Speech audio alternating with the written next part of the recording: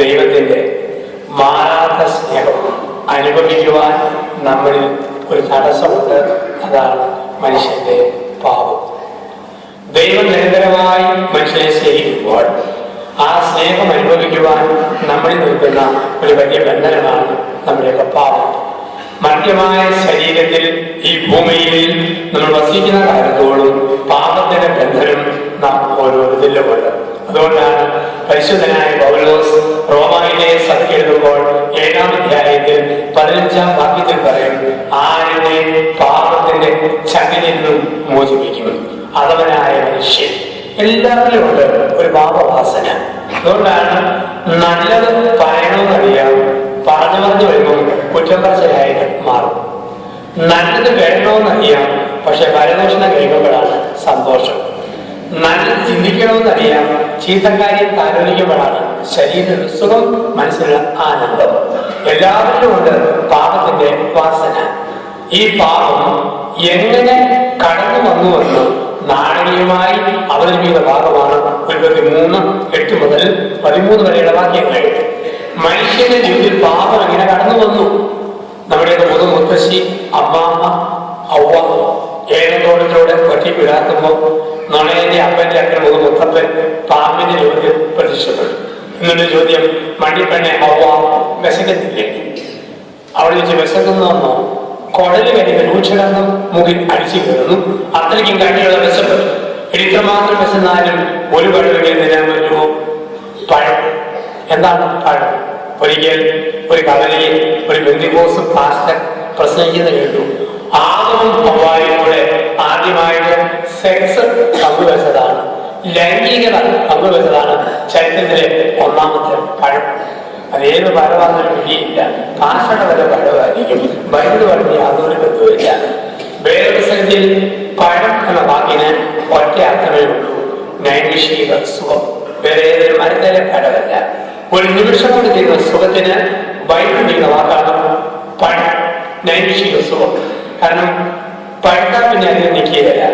വാഴകൾ പഴുത്തോ പഴയിൽ നിന്നും പഴം പൊടുപെടാന്ന് പൊടിഞ്ഞ് താഴത്തേക്ക്. കോഴിച്ചക്ക പഴുത്തോ 2 നാളുകൊണ്ട് കുഞ്ഞി വിട്ട് മണി വിട്ട് ചലനി വിട്ട് അഴിഞ്ഞു ഉളവായി വരുവാകും. പഴുത്താൽ പിന്നെ ഒന്നും നിൽക്കുകയില്ല. സാത്താൻ പറയുന്നു, അധികം നിൽക്കാത്ത സുഖം തേടണം, പഴം തിന്നണം. ദൈവം പറയുന്നു, പെട്ടെന്ന് തീരുന്ന സുഖം നീ തേടരുത്. പെട്ടെന്ന് തീരുന്ന സുഖം മദ്യപാനം, പുകവലി, മയക്കുമരുന്ന്, സ്വയംഭോഗം, സ്വർഗഭോഗം, ജഡിയാസക്തി, മഞ്ഞപ്പുസ്തകം, നീലക്കാസറ്റ്, കുറ്റം പറച്ചിൽ, പഴം. ചെയ്യുമ്പം ഒരു സുഖമുണ്ട്, അത് കഴിഞ്ഞ് മനസ്സിന് ഒരു ഭാരമുണ്ട്. ആന്തരികമായ മുറിവ് മനുഷ്യനുണ്ട്. അത് നമുക്കറിയാം. മനുഷ്യന് മനസാക്ഷി ഉള്ളതുകൊണ്ട് ഒരു കാര്യം ആലസ്യം ചെയ്താലും പിന്നീട് മനക്കടിയുണ്ട്. അതുകൊണ്ടാണ് ഒരു കൊതുവോ ബിന്ദോ പ്രാണിയോ ഒരു പശുവിനെയോ എരുമയോ മൂരിയോ കഴിച്ചാൽ അടുത്തുള്ള മരത്തെ മതില് 2 ദിനം ഒറ്റ ഉരുമോ. മൃഗത്തിന്റെ കടി തിന്നണം. മൃഗത്തിന്റെ കടി തൊലിക്കടി, മനുഷ്യന്റെ കടി മനക്കടി എന്നാണ് പറയുക. ഒരു സിംഹം ഒരു മനുഷ്യനെ കൊണ്ട് തിന്നു കഴിയുമ്പോൾ വയറിനറിയുമ്പോൾ സിംഹം കൂർമ്മ പിടിച്ച് ഉറങ്ങും. പക്ഷെ ഒരു മനുഷ്യനെ കൊള്ളാൻ ഉറങ്ങാൻ പറ്റിയത് കിടന്നുരുളും മനസാക്ഷി കൂത്ത്. നമുക്ക് മനക്കടി ഉണ്ടാവും. ഈ മനസാക്ഷി എവിടെയാണ് ഇരിക്കുന്നത്? പലരും സംശയിച്ചേക്കാം, മനസാക്ഷി എവിടെയാണ് ഇരിക്കുന്നത്? ഇരിക്കുന്ന സ്ഥലം അച്ഛനിപ്പം പറയാൻ പോവാണ്. ആരും തപ്പി നോക്കിയാൽ രാത്രി വീട്ടിൽ ചെന്നു ഒരു 10:30 മണി കഴിയുമ്പോൾ കിടക്കുന്ന മുറി കയറുക, ഏറ്റവും മൂർച്ചയുള്ള കത്തി കിച്ചണിൽ നിന്ന് എടുത്തിട്ട് തൊണ്ട മുതൽ പൊക്കിളിന്റെ ആണ് വരെ കീഴോട് നേരെ കീറുക. കീറിയിട്ട് എല്ലും മാംസത്തോട് പൊക്കി പിടിക്കണം. അകത്തേക്ക് നോക്കുമ്പോൾ ഒരു കാഴ്ച, ഒരു വൃത്തത്തിനകത്ത് കറങ്ങുന്ന ഒരു ത്രികോണം. ഈ വൃത്തത്തിനകത്ത് ത്രികോണം കറങ്ങുമ്പോൾ ഓരോ പ്രാവശ്യവും ത്രികോണത്തിന് മുന വന്ന് വൃത്തത്തെ കുത്തും. ആ കുത്തിന്റെ പേരാ മനസാക്ഷി കുത്ത്. എല്ലാവർക്കും അന്തസ്സില്ലാത്ത വർത്തമാനം പറഞ്ഞാൽ രാത്രി ഉറങ്ങാൻ പോകും ഒരു മനസാക്ഷി കുത്ത്. മാന്യതയില്ലാത്തൊരു പെരുമാറ്റം നടത്തിയാൽ പിന്നീട് ഒരു മനസാക്ഷി കുത്ത്. സത്യതയില്ലാത്ത 10 രൂപ കയ്യിൽ വന്നാൽ ഒരു മനസാക്ഷി കുത്ത്. ഈ മനസാക്ഷി നൈമിഷികത്തിന് പുറകെ പോകുമ്പോൾ പിന്നീട് ഉണ്ടാകുന്നു ഒരു മനസാക്ഷി കുത്ത്. തമ്പുരാൻ പറയുന്നു, ഭൂമിയിലെ കൊച്ചു കൊച്ചു സുഖങ്ങൾ ഉപേക്ഷിച്ചാൽ നിത്യമായ സൗഭാഗ്യം. സാത്താൻ പറയുന്നു, കുഞ്ഞു കുഞ്ഞു സുഖത്തിന്റെ പുറകെ പോകണം. ലോകത്ത് കൊച്ചു കൊച്ചു സുഖത്തിന് പുറകെ പോകുന്നതാണ് സ്വർഗത്തിന്റെ മുന്നാസ്വാദനം. ഈ ഭൂമിയിൽ സ്വർഗത്തിന്റെ മുന്നാസ്വാദനം എപ്പോഴാന്ന് ചോദിച്ചാൽ ചൊറിയാൻ തോന്നുമ്പോൾ ചൊറിയേണ്ട സ്ഥലത്ത് മാറ്റി മറിച്ചാൽ സ്വർഗം. ചൊറിയാൻ തോന്നിയിട്ട് കൈ നോക്കാൻ പറ്റിയത് അതാണ് സാക്ഷാൽ നരകം. എന്റെ വെള്ളിയുടെ ഒരു വല്ലാത്തൊരു ചോദിച്ചില്ല രണ്ടിനെയും നോക്കാൻ പറ്റിയെങ്കിൽ വൃത്തിയായ വ്യക്തി മതിലായ മതില് മരമായ മരം തിരുമോട് തിരുമോ ഒരുമോട് ഒരുമോ. പക്ഷെ മാറ്റി പറിച്ചാൽ ഒരു നല്ല സുഖം. പുഴുക്കടി ചൊറിയുമ്പം സുഖമുണ്ട്, പക്ഷെ പുഴുക്കടി കരിയല്ല. നൈമിഷിക സുഖങ്ങൾ ചെയ്യുമ്പം സുഖമുണ്ട്, പക്ഷെ ആന്തരിക പുഴുകടികൾ കരിയല്ല. അതുകൊണ്ടാണ് ഒരു പന്നിയേരി അതിന്റെ വിലപ്പെട്ട ജീവൻ സമർപ്പിക്കുന്നത് ഇന്ത്യൻ പട്ടാളത്തിൽ ചേർന്ന് പാകിസ്ഥാനെ അറ്റാക്ക് ചെയ്യാൻ കൊണ്ടൊന്നുമില്ല, ഒരു ഉണക്കമീൻ തലയ്ക്കും ഒരു തേങ്ങാപ്പൂളിനും വേണ്ടിയാണ്. ഇതാണ് മനുഷ്യന്റെ ജീവിതം. കൊച്ചു കൊച്ചു പന്നപ്പണി കാണിച്ച് അട്ടസ് കളയുന്ന എത്ര മനുഷ്യരെ കാണാം. ഒരു നിമിഷത്തിന് സുഖം പഴം ഞാൻ പോവുക. അവിടെ മനുഷ്യൻ ദൈവത്തിന്റെ സ്വരത്തിന് പകരം സാധാരണ സ്വരത്തിന് കാതു കേട്ടു, കാതു കൊടുത്തു. ഇവിടെയാണ് ഒരു ചിന്ത വരുന്നത്. ദൈവം പർദീസയിൽ സംസാരിച്ചപ്പോൾ സാത്താൻ ഒപ്പം സംസാരിച്ചു. അവിടെ ദൈവം പറഞ്ഞൊരു വാക്കുണ്ട്, പാപമുണ്ടെന്ന് ശരിക്കും പഠിക്കണം. നമ്മൾ പലപ്പോഴും ഒരുപാട് നസ്മാനിക ധ്യാനങ്ങളിൽ നവീകരണ ധ്യാനങ്ങളിൽ പാപത്തിന്റെ ലിസ്റ്റ് ആവർത്തിച്ച് പറയും. ഒരുപാട് പാപത്തെ കുറിച്ച് പറയുകയും ചിലരിലൊക്കെ പാപം എഴുതി കോട്ടയ്ക്കകത്ത് ചുമന്നുകൊണ്ട് പോവുകയും ചിലരുടെ കത്തിച്ച് കളയും, ചുമന്നപ്പം വലിയ ഭാരമാണെന്ന് പറയും ഒക്കെ ചെയ്യുന്നവരെ കണ്ടിട്ടുണ്ട്. നമ്മളതിന് പരിഹസിക്കുകയല്ല, ഇങ്ങനെ പാപത്തെ കുറിച്ചുള്ള ഒരു വലിയ അവബോധം. തൊട്ടതും പിടിച്ചതും പാപം, മൂരി പശുവിന്റെ പുറകെ പോകുന്നത് കണ്ടപ്പം പാപം, ആമ്പട്ടി പെണ്ണെ നോക്കുന്നത് കേട്ടപ്പം പാപം. ഈ ചുമ്മാ ആവശ്യത്തെ പൊട്ടത്തരകൾ ഇങ്ങനെ പഠിച്ചു വെച്ചിട്ട് അത് സംസാരം കൊണ്ട് തട്ടിവിടും. ഒരു രണ്ടാഴ്ച വായിച്ച് കിട്ടിക്കുക, പഴി പോയ വഴിക്ക് പോത്ത് എരുമയെ ഓടുന്നുണ്ട്, കണ്ട ചക്കര പോലെ ഓടുന്നുണ്ട്. ഇതൊക്കെ ആര് വേണ്ടിയിട്ട് വിട്ടിത്തരാണെന്നാണ് ഇവിടെ. ഇതൊക്കെ ദൈവത്തിന്റെ സൃഷ്ടിയാണ് ലോകത്ത്. ഇതെല്ലാം പാപമാണെങ്കിൽ എന്തോ മനുഷ്യന്റെ ജീവിതം. അപ്പൊ ഇവിടെ എന്താണ് പാപം? പാപത്തിന് ബൈബിളിൽ ഒറ്റ വ്യാഖ്യാനിക്കുന്നത്, നന്മയേത് തിന്മയേതെന്ന് നീ സ്വയം തീരുമാനിച്ചാൽ അത് മാത്രമാണ് പാപം. നന്മയേത് തിന്മയേതെന്ന് ഞാൻ സ്വയം തീരുമാനിച്ചാൽ അതാണ് പാപം. എന്തും തിന്നാം, നന്മ തിന്മയുടെ ലക്ഷ്യത്തിൽ നിന്ന് നീ പഴത്തിൻ്റെരുത്. തോന്നുന്ന പോലെ കണ്ണു പിടിച്ച് മുടിഞ്ഞിട്ട് പറയുകയാണ് എനിക്ക് സുഖമാണ്, അത് പ്രമാണത്തിൽ ലംഘനമാണ്. എന്ത് ചെയ്യണം ചെയ്യണം ദൈവം പറഞ്ഞിട്ടുണ്ട്, പ്രമാണം. കൊല്ലരുത് എന്ന പ്രമാണത്തിൽ ലംഘനമാണ് കണ്ണുകൂടി. കൊല്ലരുത് എന്ന പ്രമാണത്തിൽ ലംഘനമാണ് പുകവലി. കൊല്ലരുത് പ്രമാണത്തിൽ ലംഘനമാണ് മയക്കുമരുന്ന്. ഏത് പെണ്ണിനെ പുറകെ പോയിട്ട് മനക്കിടിയില്ലെന്ന് പറയുക, ഏത് പുരുഷനും സ്വന്തത്തേനും വിട്ടുകൊടുത്തിട്ട് മനസാക്ഷ്യത്തിലെന്ന് പറയുക. വ്യഭിചാരം ചെയ്യരുത് എന്ന പ്രമാണത്തിൽ ലംഘനമാണ് വൃത്തികെട്ട നോട്ടം, വൃത്തികെട്ട സ്പർശനം, വൃത്തികെട്ട ബന്ധങ്ങൾ. എനിക്കൊരു പ്രയാസമില്ല, എന്തൊക്കെ ചെയ്താലും ഇതാണ് നന്മയും തിന്മയെന്ന് ഞാൻ തീരുമാനിക്കുന്നത്. ദൈവം തീരുമാനിച്ചിട്ടുണ്ട്. നന്മ തിന്മയുടെ ലക്ഷ്യത്തിൽ നിന്നും നീ വളർത്തുന്നത്. എന്റെ മനസ്സാക്ഷി കുഴപ്പമില്ലെന്ന് പറഞ്ഞാൽ പറ്റിയല്ല. ഒരു മനസ്സാക്ഷി എങ്ങനെയാണെന്ന് പഠിപ്പിച്ചിട്ടുണ്ട്, അതനുസരിച്ച് മനസ്സാക്ഷി പറ്റൂ. സ്വന്തം മനസ്സാക്ഷി അങ്ങനെ മനസ്സാക്ഷി ഇല്ലല്ലോ. ഒരു മൂലക്കൊരു മാനദണ്ഡം അളവുകൾ ദൈവം വെച്ചിട്ടുണ്ട്. അപ്പം നന്മയെ തിന്മയെന്ന് തീരുമാനിക്കുന്നത് പാപം. എങ്കിൽ ഉൽപ്പത്തി പുസ്തകത്തിന്റെ വെച്ചതിൽ പാപത്തെ നമ്മൾ ഇങ്ങനെ വ്യാഖ്യാനിക്കുകയാണ്. പർദീസായിൽ ദൈവം 3 സത്യം പറഞ്ഞപ്പോൾ അതേ പർദീസയിൽ സാത്താൻ 3 നുണകൾ പറഞ്ഞു. ഇങ്ങനെയാണ് ബൈബിളിൽ പാപത്തെ പഠിപ്പിക്കുക. പർദീസായിൽ ദൈവം 3 സത്യം പറഞ്ഞു. 1, ദൈവം സത്യമാണ്. 2, പാപം നാശമാണ്. 3, മനുഷ്യന് വിലയുണ്ട്. ഇത് 3 പർദീസായിൽ ദൈവം പറഞ്ഞ 3 സത്യങ്ങൾ. ദൈവം സത്യമാണ്, പാപം നാശമാണ്, മനുഷ്യന് വിലയുണ്ട്. ദൈവം പറഞ്ഞു, ഞാൻ പറഞ്ഞതുപോലെ സംഭവിക്കും. ദൈവം സത്യമാണ്. തിന്മ നീ മരി, പാപം നാശമാണ്. നീ വിലപ്പെട്ടവരും അമൂല്യനുമാണ്. ദൈവദൂതന്മാരെക്കാൾ അല്പമാത്രം ധാരയായി സൃഷ്ടിക്കപ്പെട്ടു. മനുഷ്യന് വിലയുണ്ട്. ഇതേ പർദീസയിൽ സാത്താന്റെ സ്വരം ഉയർന്നു. ഇവിടെയാണ് നന്മയും സാത്താനും ദൈവവും. നന്മയുടെ പവറുമുണ്ട്, തിന്മയുടെ പവറുമുണ്ട്. തിന്മയുടെ പവറിനെ അവതരിപ്പിക്കാൻ വേണ്ടി പിശാചാക്കി കൊമ്പും വായും തീയും പാലും മനുഷ്യൻ വരച്ചില്ല. പക്ഷെ തിന്മയുടെ ശക്തിയാണ്. ദൈവം നന്മ പഠിപ്പിക്കുന്നിടത്ത് തിന്മയുടെ പ്രലോഭനം നാം ഓരോരുത്തരും ഉണ്ട്. ഇവിടെയാണ് എന്തുകൊണ്ട് എന്റെ വയറ്റിൽ ഇങ്ങനെയൊന്നും ഉണ്ടായി എന്ന് ഒരമ്മ ചോദിക്കുമ്പോൾ പ്രിയപ്പെട്ട അമ്മമാരെ ഉത്തരം ഉൽപ്പത്തി പുസ്തകത്തിലാണ്. ഒരേ ഹൗവായുടെ വയറ്റിൽ തിന്മയുടെ കായേനും നന്മയുടെ ആകേനും ഉണ്ടായി. ഒരേ ഏകം തോട്ടത്തിൽ ദൈവത്തിന്റെ ശബ്ദം ഉണ്ടായി, സാത്താന്റെ ശബ്ദം ഉണ്ടായി. ഒരേ ഇടഭൂമിയിൽ പാഴ്ചെടിയും ഉണ്ടായി, സൽക്കനി ഉണ്ടാകുന്ന വൃക്ഷവും ഉണ്ടായി. നന്മയും തിന്മയും ദൈവം അനുവദിച്ചിട്ടുണ്ട്. പക്ഷേ അവസാനം എന്ത് ചെയ്യും? ഒരു കൊയ്ത്തിന്റെ ദിവസത്തിൽ നന്മയെ ശേഖരിക്കും, മറ്റേതിനെ വെട്ടി തീയിലെറിയും. അതല്ലേ പറയും, വിളവെടുപ്പിന്റെ അവസാനം വരെ നിൽക്കട്ടെ. അപ്പൊ നന്മയും തിന്മയും ഓരോ മനുഷ്യരിലുമുണ്ട്. ചില കുടുംബങ്ങളിൽ നമുക്കറിയാം, നല്ല മനുഷ്യനും മോശം മനുഷ്യനും. ഒരമ്മയ്ക്ക് തന്നെ അങ്ങനെയുള്ള പിന്മക്കൾ.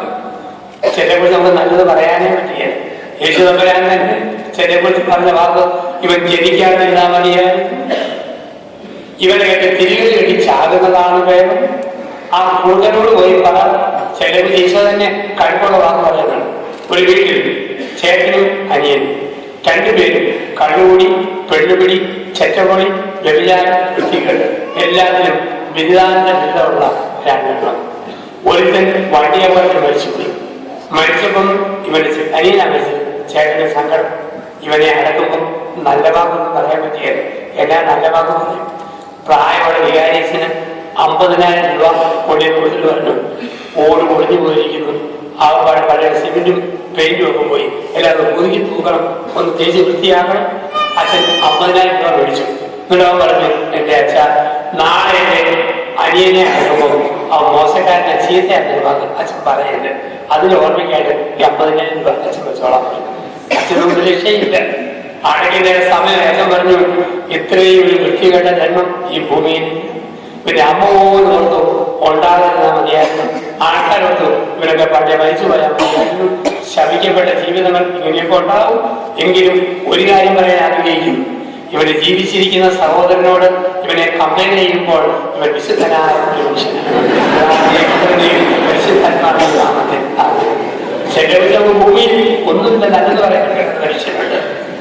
അപ്പൊ ഇവിടെ ദൈവം പറഞ്ഞു 3 സത്യം, സാത്താൻ 3 നുണയാണ് പറയുക. സാത്താൻ പറഞ്ഞ 3 നുണകൾ. ഒന്ന്, ദൈവം നുണയനാണ്. സത്യമായ ദൈവത്തെ നുണയനായി അവതരിപ്പിച്ചു. അന്ന് മുതൽ മനുഷ്യൻ സകല സത്യങ്ങളെയും സംശയിക്കാൻ തുടങ്ങി. സത്യമായ ദൈവത്തെ നുണയനായി അവതരിപ്പിച്ച അന്ന് മുതൽ മനുഷ്യന് സത്യത്തെ സംശയം. തിരുസഭ ക്രിസ്തുവിന്റെ തുടർച്ചയാണോ? ബൈബിൾ ദൈവനിവേശിതമാണോ? വിശുദ്ധ കുർബാന കർത്താവിന്റെ ശരീരമാണോ? സനാതന സത്യങ്ങളെ സംശയിക്കുന്ന മനുഷ്യൻ, ഭാര്യയെ സംശയിക്കുന്ന മനുഷ്യൻ, ഭർത്താവിനെ സംശയിക്കുന്ന ഭാര്യ, സുഹൃത്തുക്കളെ സംശയിക്കുന്നവർ. സത്യമായ ദൈവത്തെ സംശയിക്കാൻ പഠിപ്പിച്ച അന്ന് മുതൽ മനുഷ്യൻ ലോകത്തുള്ള സകല സത്യങ്ങളെയും സംശയിച്ചു തുടങ്ങി. 2, പാപം ലാഭകരമാണ്. പാപം ലാഭകരമാണ്. ദൈവം പറഞ്ഞു പാപം നാശമാണ്. സാത്താൻ പറഞ്ഞു പാപം ലാഭകരമാണ്. ചെയ്തു നോക്ക്, എന്ത് രസവാ, ചവച്ച് നോക്ക്, ഞൊണഞ്ഞു നോക്ക്, ഇറക്കാതിരുന്നാൽ പോലെ. സാധാരണ ചവച്ചാൽ ഞൊണയും, ഞൊണഞ്ഞാൽ ഇറക്കും. അത് മനുഷ്യന്റെ വൃത്തിയായത്. പാപം ലാഭകരമാണ്. അതുകൊണ്ടാണ് ഈ ലോകത്തിൽ മനഃപൂർവ്വം വെറുതുപേക്ഷിക്കാത്ത തിന്മകൾ അനുകൂല സാഹചര്യത്തിൽ അതുപോലെ തിരിച്ചു വരും. മനഃപൂർവ്വം വെറുതുപേക്ഷിക്കാത്ത തിന്മകൾ അനുകൂല സാഹചര്യത്തിൽ അതുപോലെ തിരിച്ചു വരും. 50 നോയമ്പിൽ എല്ലാ തിന്മയും ഉപേക്ഷിച്ചയാള് ഈ നോയമ്പോട് കഴിയുമ്പോൾ എല്ലാ പിശാചുകളെയും 7 കുടികൊണ്ടുവരും. ആ നോമ്പിൽ അർത്ഥമിരിക്കുക. 50 നോമ്പ് തുടങ്ങിയപ്പോൾ 4 കൂട്ടുകാരൻ ഒരുമിച്ച് കൂടി. അവര് നമുക്ക് എന്തെങ്കിലും ഉപേക്ഷിക്കണം ഈ നോമ്പിൽ. ഒരെണ്ണം പറഞ്ഞു 50 ദിവസം ഞാൻ കണ്ടുകൂടി ഉപേക്ഷിച്ചിരിക്കുന്നു. മറ്റോ പറഞ്ഞു 50 ദിവസം വൃത്തികെട്ട സിനിമ കാണാൻ ഉപേക്ഷിച്ചിരിക്കുന്നു. മൂന്നാമത്തെ പറഞ്ഞു 50 ദിവസം പുകവലി ഉപേക്ഷിച്ചിരിക്കുന്നു. 4ാമത്തെ ഒന്നും മിണ്ടുന്നില്ല. ഒരു വെച്ച് നീ ഒന്നും ഉപേക്ഷിക്കുന്നില്ലേ? 50 ദിവസം നിങ്ങളുമായുള്ള കൂട്ടുകൾ ഞാൻ ഉപേക്ഷിച്ചിരിക്കുന്നു. നമുക്ക് ഉപേക്ഷിക്കാൻ ബുദ്ധിമുട്ട. പാപം ലാഭകരമാണ്. പാപം ലാഭകരമാണ്. ഇടവേള അറിയപ്പെടുന്ന കണ്ടുപൊടിയ മത്തായിച്ച് വികാരിച്ച് നോക്കുമ്പോഴുള്ള മത്തായി തുണി പറിച്ച് തോളയിലിട്ട് സിറ്റിയിലൂടെ നടക്കുന്നു. അച്ഛൻ മത്തായി മദ്യപാനത്തെ സൂക്ഷിക്കണം, മോഹങ്ങളെ വെട്ടിയിലാക്കണം, ഇച്ഛകളെ കരുത വെച്ച് ഓടണം, ഒരു പുതിയ മനുഷ്യനായി മാറണം. ഇയാൾ സംബന്ധിച്ചു. 1 മാസം കഴിഞ്ഞ് അച്ഛൻ നോക്കുമ്പോൾ മത്തായി തുണി പറിച്ച് കോലയെ പൊക്കി പട്ടം പറഞ്ഞതുപോലെ സിറ്റിയിലൂടെ നടന്നു പോകും. അച്ഛൻ ചോദിച്ചു, മത്തായി ഞാൻ പറഞ്ഞില്ലേ മദ്യപാനത്തെ ഘോഷിക്കണം, മോഹങ്ങളെ പെട്ടിയിലാക്കണം, ഇച്ഛകളെ കഥകളിച്ച് ഓടണം. ഇതൊന്നും ചെയ്തില്ലേ ഒരച്ഛ? അച്ഛൻ പറഞ്ഞതുപോലെ മദ്യപാനത്തെ ഘോഷിച്ചു, മോഹങ്ങളെ പെട്ടിയിലാക്കി, ഇച്ഛകളെ കഥകളിച്ച് കൂട്ടി. പക്ഷെ പൊന്നച്ഛ, അതെല്ലാം അവനോടൊപ്പം 3-ാം ദിവസം ഉയർത്തു വന്നു, നിത്യകാലം ജീവിക്കാനായി. മനഃപൂർവ്വം വെറുത്തുപേക്ഷിക്കാത്ത നിയമങ്ങൾ അനുകൂല സാഹചര്യത്തിൽ അതുപോലെ തിരിച്ചു വരും. കഴിഞ്ഞ മണമത്തിൽ ഓക്കാനിക്കിനെ വികാരിച്ച് കഴിഞ്ഞത് മാമോത്സവനെ കത്തിയായി. രണ്ടുപേരും കൂടി ഒരു വീട് വെച്ചിരിപ്പിൽ തിരിച്ചു പോരുന്നത് ഒരു കള്ളി ഷാപ്പിന്റെ മുറ്റത്തുകൂടെ. ഷാപ്പിന്റെ മുറ്റത്ത് വന്നപ്പോൾ വികാരിച്ച് മൂക്കുപൊത്തി, കത്തിയായ മൂക്കും വായും ഒരുമിച്ച് പൊത്തി. പള്ളിമേടെ ഒരു വികാരിച്ച് ചോദിച്ചു, കടുകുടിയനായ നീ എന്തിനാണ് ഷാപ്പിന്റെ മുറ്റത്ത് വെച്ച് മൂക്കും വായും പൊത്തിയത്? അവൻ ചോദിച്ചു, അച്ഛനെന്തിനാ മൂക്ക് പൊത്തിയത്? അച്ഛൻ പറഞ്ഞു, വൃത്തികെട്ട നാറ്റം മൂക്കിൽ കയറാതിരിക്കാൻ. നീ എന്തിനാ മൂക്കും വായും പൊത്തിയത്? പൊന്നച്ച, കരിയ നാറ്റം പോകാതിരിക്കാൻ. അത് പാപലാഭകരമാണ്, പാപസ്വകരമാണ്. സാത്താൻ 4ാമത് പറഞ്ഞു മനുഷ്യന് വിലയില്ല. ദൈവം പറഞ്ഞു മനുഷ്യന് വിലയാണ്. സാത്താൻ പറഞ്ഞു മനുഷ്യന് വിലയില്ല. പക്ഷിക്ക് കൊട്ടാമെങ്കിൽ, എരുമിക്ക് കടിക്കാമെങ്കിൽ, പശുവിന് ചതയ്ക്കാമെങ്കിൽ, മൂലിക്ക് തുണയാമെങ്കിൽ നിനക്കും ചെയ്തുകൂടെ? മൃഗം ചെയ്യുന്നതൊക്കെ നിനക്കും ചെയ്തുകൂടെ? മൃഗത്തിന്റെ വിലയല്ലല്ലോ മനുഷ്യന്റെ വില. അവൻ ഉൽപ്പത്തി 1:27-28 വാക്യം ദൈവത്തിന്റെ ഛായ സാദൃശ്യം. മൃഗത്തിന്റെ വിലയല്ല നമ്മുടെ വില, നമ്മൾ സൃഷ്ടിയുടെ മകുടമാണ്. നമ്മുടെ നാട്ടിൽ കന്യമാസത്തിൽ ഒരു പള്ളിയിൽ കുർബാന നടന്നു. കുർബാനയുടെ ഭൂതാശാപനം ചെല്ലുമ്പോഴാണ് ഫോർട്ടിക്യൂയിലൂടെ ആമ്പട്ടിയും പെമ്പട്ടിയും കൂടെ ഒരുമിച്ച് നടന്നു പോകുന്നു. ആമ്പട്ടിക്ക് പറയാൻ പറ്റുമോ? വിശുദ്ധ കുർബാനയല്ലേ, കൂട്ടുകൾ ഇപ്പം വേണ്ട, കുർബാന കഴിഞ്ഞ് എല്ലാവരും പോയി കഴിഞ്ഞ് മതി. ഏത് കുർബാനയാണെങ്കിലും ആമ്പട്ടി പെമ്പട്ടിയെ കണ്ട ഉടനെ ഓടും. അത് പട്ടിയുടെ രോഗം. അങ്ങനെ ചക്കിപ്പൂച്ചയുടെ നല്ല കറുപ്പാന്നും പറഞ്ഞ് ഇങ്ങനെ ഇവിടെ എടുത്ത കണ്ടപ്പൂച്ചയ്ക്ക് കൺട്രോൾ ചെയ്യാൻ പറ്റിയല്ല. ചക്കയെ കണ്ടോ കണ്ടം പുറകെ ഓടും. അത് പൂച്ചയുടെ രോഗം. ഇഷ്ടംപോലെ വൈക്കോലും പച്ചപ്പുല്ലും വെച്ചിട്ട് പിണ്ണാമ്പൊക്കെ കരഞ്ഞു വെച്ചിട്ട് എരുമയോട് പറയുക 40-ാം വെള്ളിയാഴ്ചയാണ് ഉപവാസം ഇരുന്നതാണ്. പക്ഷെ മനുഷ്യന് പറ്റും. ആഹാരത്തിന് മുന്നിൽ നിരാഹാരം ഇരിക്കാൻ നമുക്ക് പറ്റും. കല്യാണത്തിന് മുന്നിൽ കന്യാവരണം വഹിക്കാൻ നമുക്ക് പറ്റും. നമ്മൾ സൃഷ്ടിയുടെ മകുടമാണ്, സൃഷ്ടിയുടെ കിരീടമാണ്, നമുക്ക് വിജയമുണ്ട്. അപ്പൊ സാത്താൻ ദൈവം പറഞ്ഞ നേരെ വിപരീതം പഠിപ്പിച്ചപ്പോൾ ജീവിതത്തിൽ ദൈവത്തിന്റെ ശബ്ദത്തിന് കാതുകൊടുക്കുക, ഇതാണ് മാനസാന്തരം. തിന്മയുടെ വഴി ജീവിക്കുക, അതാണ് പാപം എന്നൊക്കെ പറയുക. ഉൽപ്പത്തി പുസ്തകം 3-ാം അധ്യായത്തിന് 8 മുതൽ 13 വരെ ഞാൻ ആദ്യം വായിച്ച ഭാഗം. അതിന് വെളിച്ചത്തിൽ പാപത്തിന്റെ 4 വ്യാഖ്യാനങ്ങൾ മനസ്സിലേക്ക് കൊണ്ടുവരാം. 1, പാപം എന്റെ ആകാശം ചുരുങ്ങുന്നതാണ്. പാപം എന്ന് പറയുന്നത് ഒരു മനുഷ്യന്റെ ആകാശം ചുരുങ്ങുന്നതാണ്. ആദ്യ മാതാപിതാക്കൾ പരദേശിയിൽ പക്ഷി വർമ്മകളെ പോലെ പാർന്ന് ഉല്ലസിച്ചതാ. തിന്മ ചെയ്തപ്പോൾ അവർ മരങ്ങൾക്കടിയിൽ ഒളിച്ചു, ചുരുങ്ങിപ്പോയി. നമ്മുടെ ഭാഷയിൽ ഞാൻ 2-ാമത്തെ സംഖ്യയിൽ ദൈവമായ കർത്താവ് ചോദിക്കുന്നു, മകനെ മകളെ, നിന്റെ ആകാശം ചുരുങ്ങിപ്പോയോ? ഏതെങ്കിലും കാരണത്താൽ എന്റെ ഭാര്യ വീട്ടുകാരോട് പിണക്കമുള്ള കെട്ടിയവനാണെങ്കിൽ അവന്റെ ആകാശം ചുരുങ്ങിപ്പോയി. ഏതെങ്കിലും കാരണത്താൽ ഭർത്താവിന്റെ വീട്ടുകാരുടെ പിണങ്ങിയിരിക്കുന്ന ഭാര്യയാണോ ആകാശം ചുരുങ്ങിപ്പോയി. ഏതെങ്കിലും അച്ഛനോടുള്ള പിണക്കത്തിന് പേരിൽ പള്ളിയും പട്ടക്കാരും വേണ്ടെന്നും പറഞ്ഞ് മാറിപ്പോകുന്ന ആളാണോ ആ വ്യക്തിയുടെ ആകാശം ചുരുങ്ങിപ്പോയി. വെറുപ്പോ പിണക്കമോ വിദ്വേഷമോ ഉണ്ടോ? ചില വീട്ടിൽ കയറുകയല്ല, ചില എന്റെ വീട്ടിൽ വന്ന് എനിക്ക് ഇഷ്ടമില്ല എങ്കിൽ എന്റെ ആകാശം ചുരുങ്ങിപ്പോയി. ചുരുങ്ങിയ ആകാശത്തെ വിശാലമാക്കണം. പാപം ആകാശം ചുരുങ്ങുന്നതാണ്. ക്ഷമ കൊടുക്കുവാൻ, ക്ഷമ ചോദിക്കുവാൻ, ക്ഷമിക്കുവാൻ നമുക്ക് കഴിയണം. എന്നാൽ പാപം ഒരു മറവിയാണ്. വന്ന വഴികളെ മറക്കുക, എത്തേണ്ട നിയോഗങ്ങളെയും മറക്കുക. എത്തേണ്ട നിയോഗങ്ങളെയും മറക്കുക. ആദ്യ മാതാപിതാക്കളെ ദൈവം സൃഷ്ടിച്ചതും പരിപാലിച്ചതും പരദീസായും അവർ മറന്നു. ദൂർത്തപുത്രൻ അപ്പന്റെ ഊട്ടുമേശ മറന്നു. ആരെല്ലാം മറക്കുവോ മറക്കുന്നവരെ ദൈവം പഴയ കാര്യങ്ങൾ ഓർമ്മിപ്പിക്കാൻ തുടങ്ങും. എല്ലാം മറന്നിട്ട് ഇസ്മയേൽ എന്ന മകനെയും കൂട്ടി ഹാഗാർ നടന്നു വരുന്നു. അഹങ്കാരത്തോടെ ദൈവം വിളിക്കുന്ന വാക്കുണ്ട്, സാറായി ദാസിയായ ഹാഗാറെ, നീ എവിടെ പോകുന്നു? നീ ഒരു പണിക്കാരിയ, ആ കാര്യം മറക്കരുത്. പത്രോസ് കെട്ടുവാനും മുറുക്കുവാനും അയക്കുവാനും അധികാരമുണ്ടെന്നോർത്ത് അകന്നയോടെ പോകുമ്പോൾ യേശുവിനെ വിളി. യോനാപുത്രനായ ശീമോനെ, നീ ഏത് മാർപ്പാപ്പയാണെങ്കിലും നിന്റെ അപ്പന്റെ ദേഹത്തുള്ള മത്തിയുടെ ഉടുപ്പിന്റെ മണം നീ മറക്കരുത്, മണ്ണവഴികളെ മറക്കരുത്. ഞാൻ കനാലിൽ കുലുങ്ങിച്ചിരിച്ചോണ്ട് മുടിയിരുന്നു. ഇപ്പൊ മുടിയിരുമ്പോൾ തമ്പുരാന്റെ ചോദ്യം, പുത്തമ്പയ്ക്ക് കുഞ്ഞിയപ്പേന്റെ മകനായ ജോസഫെ എന്നാത്തിനാ ഞെളിയുന്നു? ഏത് ധ്യാനത്തിലുമാണെങ്കിലും നിന്റെ അപ്പന്റെ ദേഹത്തുള്ള ഒട്ടുപാടിന്റെ മണം നീ മറക്കരുത്. 50,000 കെട്ടി കൈപ്പൊക്കുമ്പം 50 രൂപ കൊതിച്ച കാലത്തെ മറക്കരുത്. മൊസൈക്കിന്റെ വീട്ടിൽ താമസിക്കുമ്പം ചാണകം വഴി തറയുള്ള ഒരു കാലത്തെ മറക്കരുത്. ഇവിടെ വന്ന് ജോലിക്ക് നല്ല പൈസയാകുമ്പോൾ നാട്ടിലെ പാവപ്പെട്ടവരെ മറക്കരുത്. പാപം ഒരു മറണിയാണ്. ചില കാര്യങ്ങൾ നമ്മൾ അംഗീകരിച്ചേ പറ്റുള്ളൂ, നമ്മൾ അക്സെപ്റ്റ് ചെയ്തേ പറ്റുള്ളൂ. വീട്, അപ്പനമ്മമാര്, എന്റെ അപ്പന്റെ പേര് കുഞ്ഞേപ്പിയാല് എന്നായിരുന്നു. അപ്പൊ ഞാൻ സായിപ്പന്മാരുടെ ഉച്ചരിക്കാൻ വലിയ ബുദ്ധിമുട്ട്. ഹൃതിക് റോഷൻ, ഷാരൂഖ് ഖാൻ എന്നൊക്കെ ആയിരുന്നെങ്കിൽ ഒന്നാം തരത്തിലായിരുന്നു. കിട്ടിയ അപ്പനെ കൊണ്ട് തൃപ്തിപ്പെട്ടു. എന്റെ വീട്ടിൽ ഒരു പുത്തൻ വരിക്കും. സായിപ്പന്മാർക്ക് ജീവൻ പോയാൽ ഈ വാക്ക് ഉച്ചരിക്കാൻ പറ്റിയല്ല. ഞാൻ അമേരിക്കയിലെ ഹ്യൂസ്റ്റണിലെ പള്ളി വെച്ചിരിക്കുന്നു ധ്യാനിപ്പിക്കാൻ ചെയ്തു. ഭയങ്കര എയർപോർട്ട്, ട്രെയിൻ എയർപോർട്ട് തന്നെ അടുത്തേക്ക് പോകണം. എനിക്ക് ടെൻഷനൊക്കെ വഴി പോയി. ആറേഴ് ഡിപ്പാർട്ട്മെന്റിനെതിരെ സൂട്ട്കേസിനോട് കയറി പോയി. എന്നെ കാണുന്ന ഈ അച്ഛനും കമ്പനിക്കാരനും ടെൻഷൻ. കുറച്ച് കഴിഞ്ഞ് അറിയും, your attention please, your attention please. മൂന്നാമതും your attention please. My father Joseph from India. ഒന്നുകൂടെ, my father Joseph from India with a long surname, please come to the office. പുത്തമ്പരിക്കെന്ന് പറയാൻ പറ്റിയല്ല. ചിക്കാഗോയിൽ ചെല്ലുമ്പം കറബിപ്പെണ്ണുങ്ങളാണ്, നീഗ്രോ പെണ്ണുങ്ങൾ ഈ ബാല്യം തള്ളി പറയുന്നത്. അവൾക്ക് എന്നെ കാണാൻ ഭയങ്കര ഇഷ്ടമാണ്. നിറത്തിൽ മാറ്റോടിന്റെ മുടിയിൽ നല്ല പൊരുത്തം. ചില കറബിപ്പെണ്ണുകൾ എന്നോട് ചോദിക്കും, ആദ്യം എത്യോപ്യ.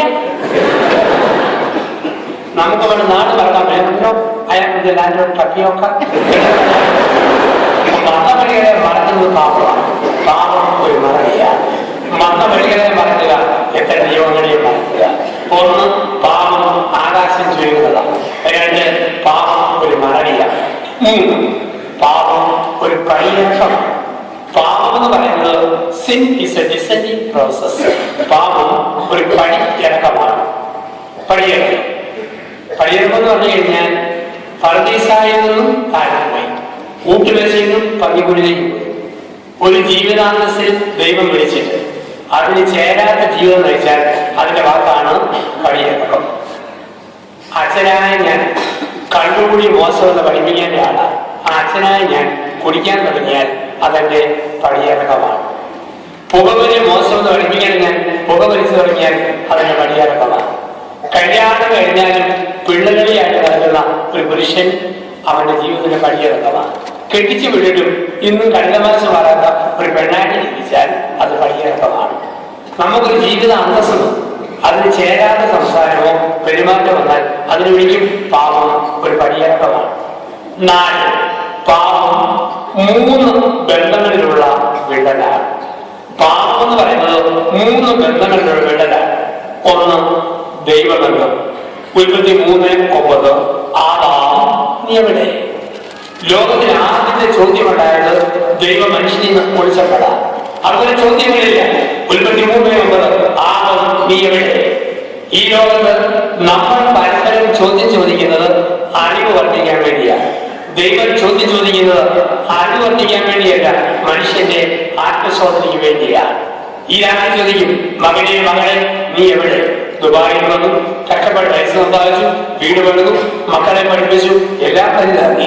പക്ഷെ ഇതിന്റെ ആത്മാവിന്റെ ലെവലിൽ 0 ആവും നീ എവിടെ?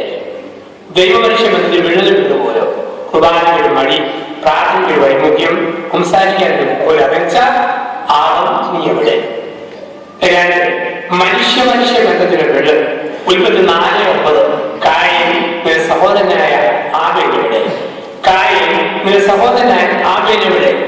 ആരോടെങ്കിലും പിണക്കമുണ്ടോ വിദ്വേഷമുണ്ടോ? സഹോദരനുമായിട്ട് ബന്ധം എവിടെ? കായൻ എവിടെ? 3, മനുഷ്യ മനസാക്ഷി ബന്ധത്തിൽ വിള്ളലുകൾ.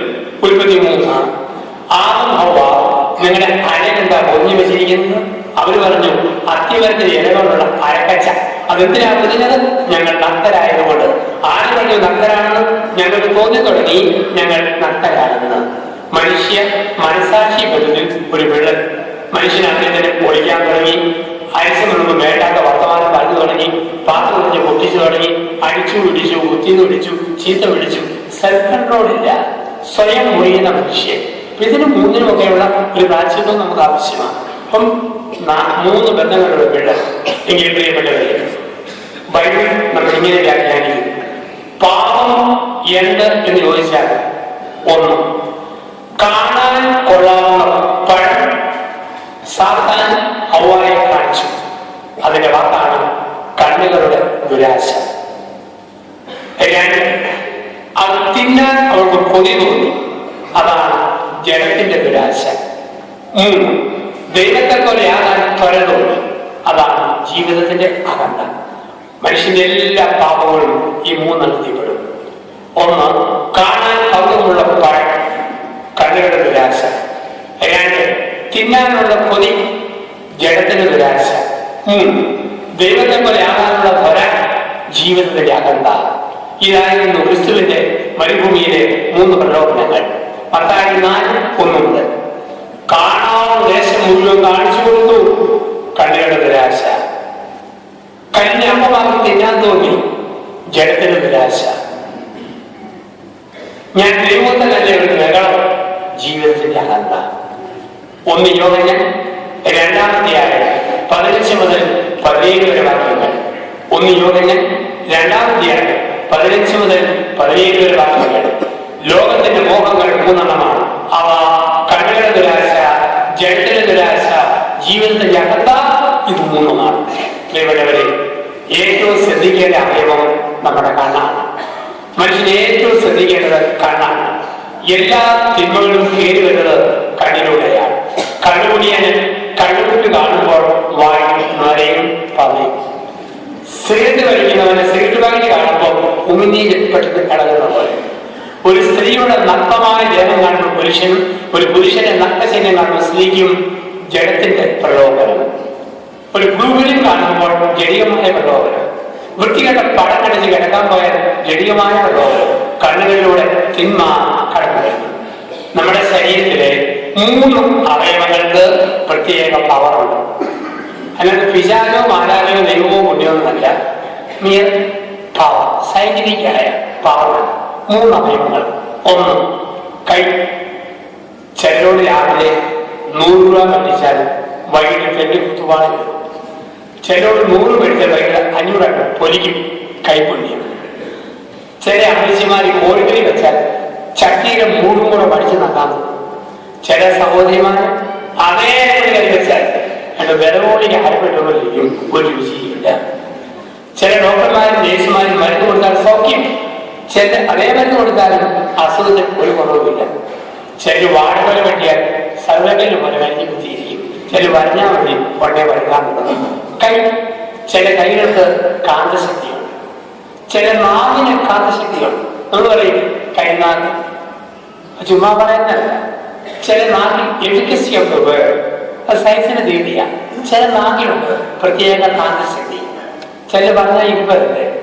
ഞാൻ ധ്യാനത്തിൽ കഴിഞ്ഞ് മടുത്ത് ആശ്രമത്തിൽ ചെല്ലുമ്പോൾ ഭക്ഷണം ഉണ്ടാക്കണം. ഒരാൻറ്റി 65 വയസ്സ് വരും, എന്നെ കണ്ടു പറയും, അച്ഛൻ്റെ ഒരു ഭാഗ്യം, ആകാശത്ത് ഭൂമിയിലെ റോഡിയോട് നടക്കുമല്ലേ, ഒരു ക്ഷീണമില്ല കേട്ടോ, മൊയിലുകുഞ്ഞിന് കൂട്ടാണ് ഇരിക്കുന്നത്. അന്ന് 8:30 ജപ്പാഞ്ചര, ഡെങ്കിപ്പനി, ചിക്കൻ പനി എല്ലാം. ഒരാൾ മാങ്ങയെ നോക്കിയിട്ട് എന്നും മാങ്ങായ പറഞ്ഞു തീർന്നില്ല, ആ മൂലം കൊടുക്കാതാണ് കിടക്കുന്നത്. നാക്കിൽ തരംഗമുള്ളവരുണ്ട്, കയ്യിൽ തരംഗമുള്ളവരുണ്ട്, കണ്ണിൽ തരംഗമുള്ളവരുണ്ട്. കണ്ണിൽ കാന്തശക്തി. ചില കണ്ണിൽ ഒരു വശീകരണ ശക്തി, കണ്ണിന് വശീകരണ ശക്തിയുണ്ട്. ചില നോക്കിയാൽ ഇരിപ്പത്.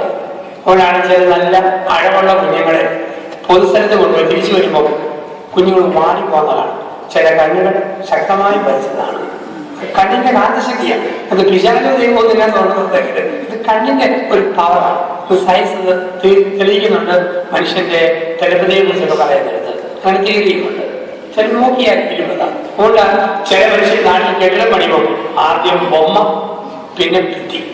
ചില ഭിത്തി പോലും വിട്ടുപോകും. ബൊമ്മയിൽ നോക്കിയിട്ട് ഭിത്തി ഏറ്റിയല്ല. പച്ചക്കറി തോട്ടത്തിൽ ആദ്യം കോലം, പിന്നെ കോവയ്ക്ക. ചില കോവയ്ക്കായ നോക്കി അതുപോലും കൊടുത്തു പോകും. കോലത്തെ നോക്കിയിട്ട് കോവയ്ക്കായ നോക്കി കുഴപ്പമില്ല. കണ്ണു ഒരുത്തന്റെ കണ്ണിനും നാട്ടിനും ശക്തിയാണ്. അയൽവാസി 500 രൂപ കൊടുക്കുന്ന പോലെ എന്നോട് വരാൻ പറയും. അയൽവക്കത്തെ വീട്ടിൽ എരുമ 5 ലിറ്റർ പാല് ചെമ്പുകലം പോലത്തെ അകിടല്ലെന്ന് നോക്കിയിട്ട് എന്നാ കുടിച്ച പാലാന്ന് ഓർത്താൽ മതി. അസൂയിക്ക് കൊടുത്തതാണ്. ഇയാൾ ചെന്ന് തൊഴുത്തിൽ എരുമയില്ല, തോട്ടത്തിൽ മാറ്റി കിട്ടിയിരിക്കുക. കാശ് കൊടുത്തയാൾക്ക് നഷ്ടം. ഇയാൾ നോക്കും, അങ്ങ് ദൂരെ തോട്ടത്തിൽ എരുമയുടെ വാല് കണ്ടു. ഇയാൾ പറഞ്ഞു, ഒരു വാല് കാണുന്നുണ്ടോ? ഇല്ല. ചെരിഞ്ഞ് നോക്കിയില്ല. ഒന്നുകൂടെ ഞെരിഞ്ഞ് നോക്കി. അപ്പൊ എരുമയുടെ വാല് ഇപ്പം കണ്ടല്ലോ, കണ്ടു. ഓ, എരുമയോടെ നിൽക്കട്ടെ, ചേട്ടന്റെ കാശശക്തി അപാരമാണ്. ഒട്ടകനായിട്ട് മാറിയെന്നാണ് പറയുക. പക്ഷെ കണ്ണിന് ശക്തി എല്ലാ നിരക്കത്തും കൊണ്ട് ഒരു നിശ്ചിത കാന്തശക്തി എല്ലാവരിലും ഉണ്ട്. ഒരു പ്രത്യേക കാന്തം. ചില ശരീരങ്ങൾ അതിന്റെ കാന്തം തേനീച്ചയ്ക്ക് ഇഷ്ടമാണ്. അവരെ കണ്ട് ഈച്ച എവിടെ കണ്ടാലും ഓടിച്ചിട്ട് കുത്തു. ചില ശരീരങ്ങൾ പാമ്പിന് ആകർഷമാണ്. പാമ്പ് അവരെ കണ്ടാൽ കുത്തു. ചില ശരീരം പാമ്പിന് പേടിയാണ്. ബാബാ സുരേഷിനെ കണ്ടാൽ പാമ്പ് പത്തി മടങ്ങി താഴെ. ചില കാന്തശക്തിയുണ്ട്. ചില ശരീരത്തിൽ പ്രത്യേക കാന്തമുണ്ട്. അവർ താക്കോലോ ഇരുമ്പോ അവിടെ നടന്നാൽ മതി. എവിടെ ഉറവയുണ്ടോ അവിടെ ചെല്ലുമ്പോൾ വേഗം തരും. അവരാണ് കിണറിന് സ്ഥാനം കാണിക്കുന്നത്. ചില ശരീരത്തിൽ പ്രത്യേക കാന്തമുണ്ട്. അവർ നടന്നുപോകുന്ന വഴിക്ക് ഭൂമിയുടെ എല്ലോ തകിടോ ഉണ്ടോ അവർക്ക് തരിപ്പ് വരും. അവരാണ് കൂടോത്രം വന്ന കൊച്ചു സിദ്ധന്മാരും വലിയ സിദ്ധന്മാരുമായിട്ട് അറിയപ്പെടുന്നത്. ചില കുടുംബത്തിൽ ഒരു നെഗറ്റീവ് തരംഗമുണ്ട്. ഇടയ്ക്കിടയ്ക്ക് കെടുമരണങ്ങൾ ഉണ്ടാകുന്ന ചില കുടുംബങ്ങളുണ്ട്. ചില വളവുകളിൽ ഒരു തരംഗമുണ്ട്. വണ്ടി അറിയാതെ ആ സ്ഥാനത്തേക്ക് പോയി മറിഞ്ഞു വീഴും. വണ്ടി അപകടം ഉണ്ടാകുന്ന ചില സ്ഥലങ്ങളുണ്ട്.